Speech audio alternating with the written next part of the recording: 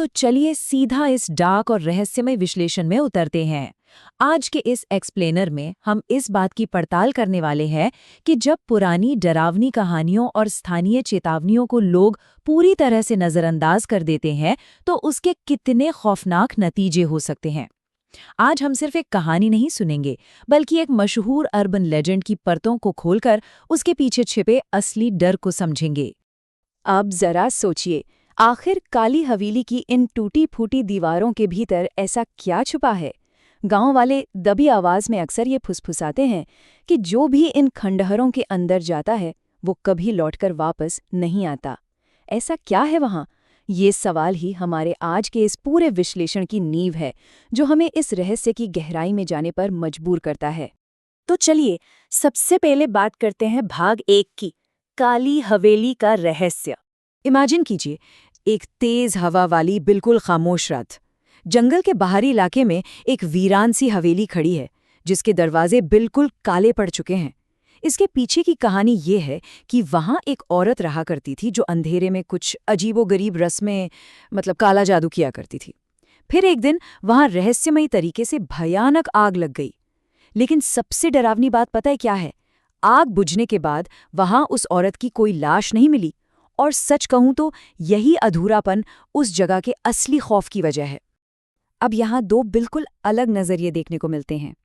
एक तरफ गांव वालों का वो बहुत गहरा पीढ़ियों पुराना डर है, वो हवेली से पूरी तरह दूरी बना के रखते हैं। और दूसरी तरफ आरव और समीर, ये दोनों दोस्त इस पूरी कहानी को बस एक अंधविश्वास या मजाक समझते थे।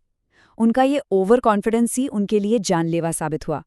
वो बस एक टॉर्च के सहारे उस घुप अंधेरे में उतर गए, ये साबित करने के लिए कि वहां कुछ नहीं है।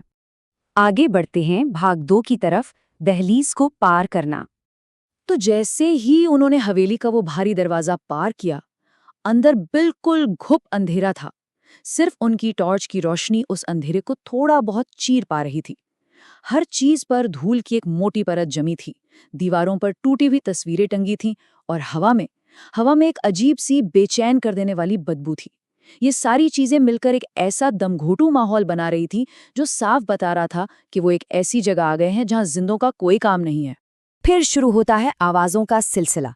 सबसे पहले ऊपर से आवाज आती है, ठक ठक। अब इंसानी दिमाग की आदत होती है हर चीज में लॉजिक ढूंढने की, तो दोनों ने खुद को समझाया कि अरे कोई जंगली जानवर होगा। लेकिन तभी एक धीमी, पूरी हवेली में गूंजती हुई हंसी सुनाई देती है। और बस उसी एक पल में उनका सारा लॉजिक और कॉन्फिडेंस ताश के पत्तों की तरह बिखर जाता है।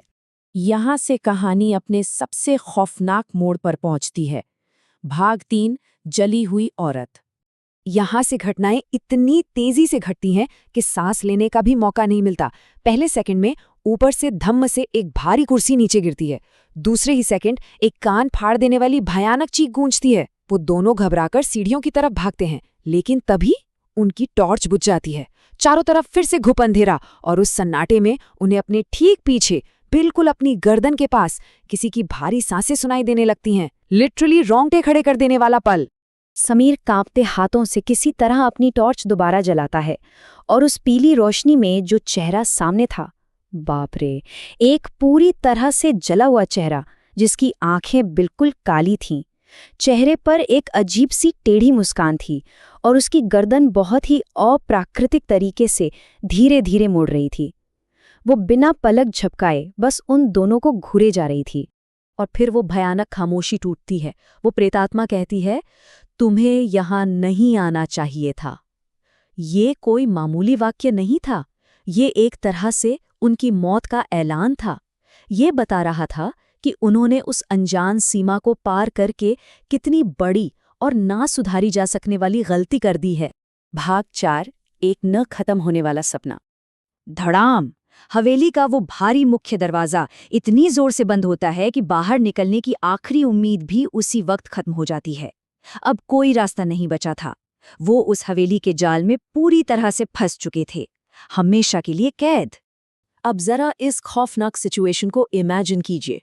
सीढ़ियां अब एक ऐसे रास्ते में बदल चुकी थीं जो कभी खत्म ही नहीं हो रहा था। वो जितना नीचे भाग रहे थे, अंधेरा उतना ही गहरा होता जा रहा था। और वो जली हुई औरत, वो लगातार उनके करीब आ रही थी। उसकी वो भयानक हंसी पूरी हवेली में गूंज रही थी, मानो हर दीवार से आवाज आ रही हो। ये किसी बुरे सपने जैसा था जिससे जागना बिल्कुल नामुमकिन था। और अब आते हैं इसके आखिरी हिस्से पर। भाग 5, खिड़की में परछाइयां। अगली सुबह जब सूरज निकलता है तो सब कुछ एकदम शांत होता है। कोई शोर नहीं, कोई हलचल नहीं। गांव वालों को उस हवेली के बाहर सिर्फ एक ही चीज मिलती है, आरव की गिरी हुई टॉर्च।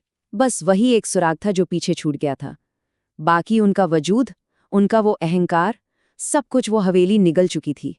आरव और समीर का फिर कभी कोई पता नहीं चला, लेकिन इस कहानी का सबसे डरावना हिस्सा ये है कि वो दोनों अब खुद उसी अर्बन लेजेंड का हिस्सा बन गए हैं जिसका वो कभी मजाक उड़ाते थे। गांव वालों का कहना है कि आज भी अंधेरी रातों में उस हवेली की खिड़कियों में 2 नई परछाइयां दिखाई देती हैं जो बाहर खड़े लोगों से मदद की भीख मांग रही होती हैं। तो अंत में ये पूरा एक्सप्लेनर हमें एक बहुत गहरे सवाल पर लाकर खड़ा कर देता है। आखिर क्या होता है जब हमारा इंसानी अहंकार बिना कुछ जाने समझे अनजान शक्तियों को चुनौती दे बैठता है? देखिए, इस तरह की अर्बन लेजेंड्स सिर्फ हमें डराने के लिए नहीं होती, ये एक बाउंड्री तय करती हैं। ये याद दिलाती हैं कि हर चीज का मजाक नहीं उड़ाया जा सकता। आज के इस विश्लेषण में बस इतना ही, लेकिन जाते जाते इस बात पर जरूर विचार कीजिएगा, उस अंधेरे के पार और क्या क्या छिपा हो सकता है जिसे हम शायद कभी नहीं समझ पाएंगे।